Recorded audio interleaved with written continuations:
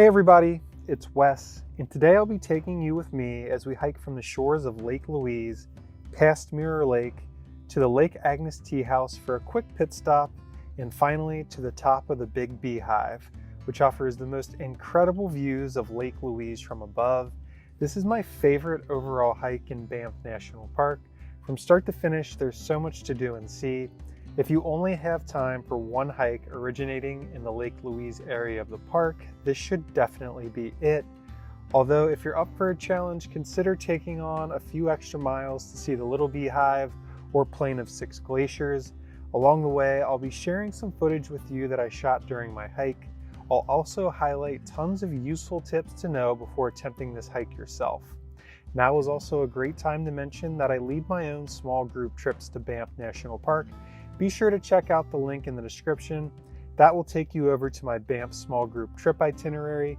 If you've ever wanted to visit Banff, but have felt overwhelmed by the trip planning process, this is the perfect solution. We'll visit all of my favorite stops, such as Moraine Lake, Takacaw Falls, Johnston Canyon, and of course, we'll explore all of the stops on today's video leading out to the Big Beehive.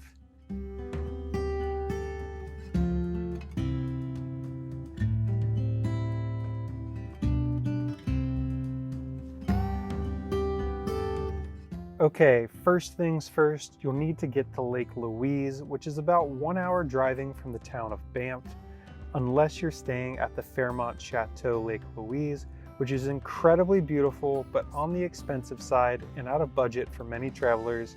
You'll need to arrive here either super early or secure transportation via Parks Canada or a private shuttle provider.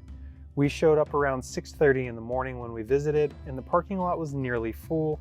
It routinely fills up and closes before 7 in the morning, so plan accordingly.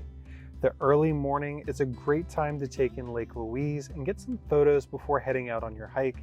By the time you return here in the early afternoon, the area is going to be much more crowded than what you see now. After having your fill of the lake, it's time to get started on your hike. You'll walk along the shores of Lake Louise until the trail eventually shoots up into the tree line.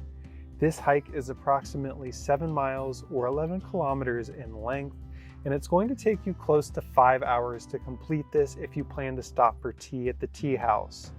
There's a considerable amount of elevation gain on this one, as you'll climb about 2,300 feet or 700 meters in total. If you decide to tack on the Little Beehive or Plain of Six Glaciers to this hike, then that will add to these numbers. Remember that this hike starts a full mile above sea level, which is about 1,600 meters. That means it's best to attempt after you've already been in Banff for at least a couple of days. Letting your body acclimate a bit will help take the edge off the difficulty of this hike. The first point of interest that you'll encounter during this hike is Mirror Lake. This is a great spot to take your first break of the hike. While the lake is beautiful, what really stands out about this place is that it sits at the base of the Big Beehive. It's got some really great foreshadowing as to where this hike is about to take you, and after a quick break, you'll continue working through some wooded sections of trail, with the next goal being to reach Lake Agnes and the Lake Agnes Tea House. If you can make it here early enough in the morning, then you'll avoid the lengthy lines that form just to get a cup of tea. This establishment has been serving tea since 1905 and is a popular spot for guests visiting Lake Louise. We had a great time here, taking a short break and enjoying a cup of tea before making our final push to the top of the Big Beehive. Once you're done with your tea, you'll work around the other end of Lake Agnes. When we visited, there were some really low clouds that created some insane reflections on the lake. I took some photos here that I still consider to be some of my all-time favorites. Once you've looped around the lake, the trail will get a bit narrow and steep, but the good news is once you're on top of the Big Beehive itself, the trail is plenty wide and there's tons of space to spread out. We actually had to hang out here for about 45 minutes until the low clouds I mentioned before cleared out. For a minute, we were afraid we'd completely miss out on the view of Lake Louise from up here, but eventually the clouds cooperated and cleared out, and we were able to take in some really incredible views of the lake.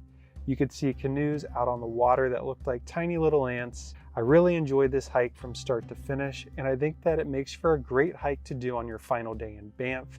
Think of it like saving the best for last. Just remember that weather in the mountains can be a bit unpredictable. I'd suggest packing a raincoat or warm top layer for hikes like this, just in case you encounter wind or rain. While we chose to canoe on Moraine Lake during our trip, Lake Louise is also a popular spot for enjoying this activity. Be sure to budget another 90 minutes on the back end of your visit if you want to do this after returning to Lake Louise from your hike.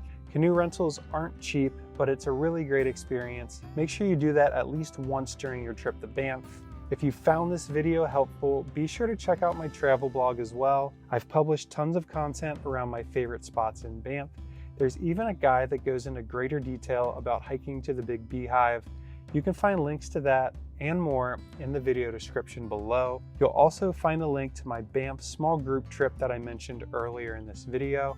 This is a really great way to see all of the best spots in Banff. You'll even get to travel and hike with me. I'll take care of all of the dirty work. All you have to do is show up, make some new friends, and enjoy everything that Banff National Park has to offer. Thanks for joining me on today's adventure. If you enjoyed this video, please give it a thumbs up, and don't forget to subscribe to Travel with Wes for more exciting travel tips and inspiration just like this.